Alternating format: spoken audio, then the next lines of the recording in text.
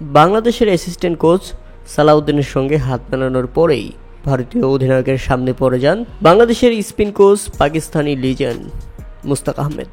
দ্বিধায় ছিলাম মুস্তাক আহমেদের সঙ্গে এই পাকিস্তানির সঙ্গে ভারত কি হাত মিলাবে, কিন্তু না, এখানে দারুণ স্পোর্টসম্যানশিপের নজির দেখিয়েছেন ভারতীয় দল। মুস্তাক আহমেদের সঙ্গে কথাও হয়, এমনকি হাত মিলিয়েছেন ভারতীয় অধিনায়ক সূর্যকুমার যাদব। শুধু ভারতীয় অধিনায়ক নয়, ভারতের প্রত্যেকটা খেলোয়াড় মুস্তাক আহমেদের সঙ্গে হাত মিলিয়েছেন। কথাই আছে, ভারত পাকিস্তানের কোনো খেলোয়াড় কিংবা টিম ম্যানেজমেন্ট কারোর সাথেই কোনো ধরনের হ্যান্ডশেক করে না, কিন্তু এখানে দেখা গেল ব্যতিক্রম। আসলে ভারত চীনে মন মানসিকতা। বাংলাদেশে থাকা এক পাকিস্তানির সঙ্গে হাত মিলিয়ে সূর্যকুমার যাদব ইতিমধ্যে সামাজিক যোগাযোগ মাধ্যমে ট্রেন্ডিংয়ে চলে গেছেন। তাকে নিয়ে সামাজিক যোগাযোগ মাধ্যমে প্রশংসাও করা হচ্ছে।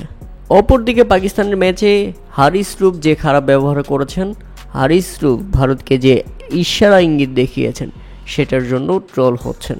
সূর্যকুমার যাদবের আজকের ব্যবহার দেখে অনেকেই মনে করছেন পাকিস্তান এবারের এশিয়া কাপে একটু বেশি করে ফেলেছে। তবে বাংলাদেশের সাথে ভারতের কৌশল বিনিময়গুলো সত্যি প্রশংসার দাবিদার। ম্যাচ শেষে এই মুহূর্তগুলো আপনার চোখ জুড়িয়ে দিবে। প্রিয় দর্শক, আপনি এখন কি মনে করছেন? ফাইনাল খেলতে হলে পাকিস্তানকে হারাতে হবে বাংলাদেশকে। বাংলাদেশ কি সেটা পারবে? ম্যাচ শেষে পাকিস্তানকে হারিয়েই ফাইনালে যেতে চায় বাংলাদেশ অধিনায়ক জাকির আলী অনিক। লিটন দাস হয়তোবা পাকিস্তানের বিপক্ষে মাঠে ফিরবেন, আমরা আশা করছি।